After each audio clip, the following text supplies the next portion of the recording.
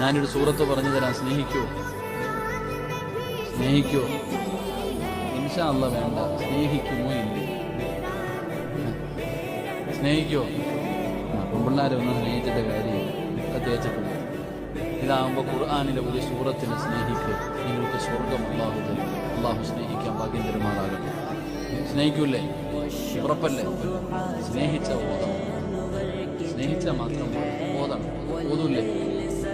ഖുർആനിലെ 114 സൂറത്തിൽ 112ാമത്തെ സൂറത്തിൽ